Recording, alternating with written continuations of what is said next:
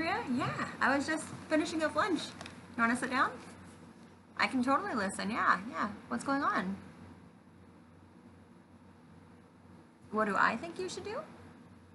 Okay, well, I mean, Andrea, first and foremost, I want you to know that you're doing a great job, okay? And the way that the fact that you feel this way, like, means that you really care about your students a lot and their success, you know? I was feeling really defeated last month too when I was going over ratios with my kids and they just were not getting it. And it's easy to feel like you're failing them, you know? But it's not a reflection of you as a teacher. You just gotta try a different strategy. You know, I did some research and they picked up ratios right away when I tried something new. So, what kind of words are on your list? Mm-hmm.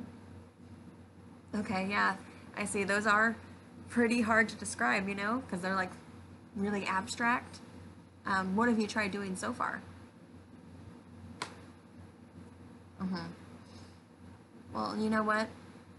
I think that you should just move forward with the activity tomorrow. Um, I don't feel like front loading is the way to go here, you know? They say that nomenclature is best applied. So I think once they're able to do the lab and see what's going on, they'll have some context to be able to connect those words to and draw from. And then that comprehension should like be really evident if you quiz them again afterwards, you know? And since you've already given them some written quizzes, maybe you could change it up this time and like assign groups of like 4 or 5 students, each a few words, and they can present those words like on a giant post-it note or something, right? They can look back at their notes from the lab, and then they can either like draw or demonstrate what the vocabulary word means. And of course you can like, you know, float around to make sure that their definitions make sense.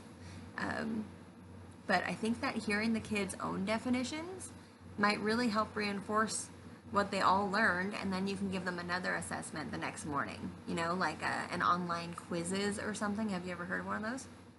Yeah, yeah. Just to make sure they're ready to move on to the next thing, you know. Um, I'm sure that whatever you come up with will be great, but I definitely think that doing the lab tomorrow before you assess them on vocabulary again is the way to go. I heard an analogy once about something really similar to this. Like, let's say a teacher puts out a bowl of almonds and asks you to write every characteristic that you can from looking at or touching the almonds, okay? And then they get rid of the bowl of almonds and they replace it with just a picture of almonds, okay? And then they ask you to cross out any of the details that you can no longer tell from just looking at the picture alone.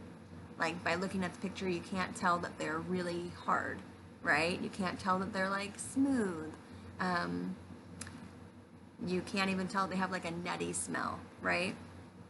So you cross all those out, and then they get rid of the picture and they just write the word almond on the board. And then they're like, okay, now cross out everything else that you can no longer tell based on the word alone.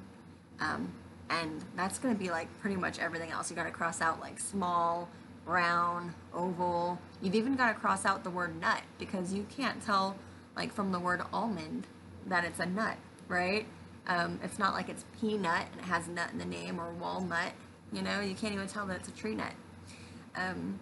So I think some things are just too abstract to understand until you can see them first, you know?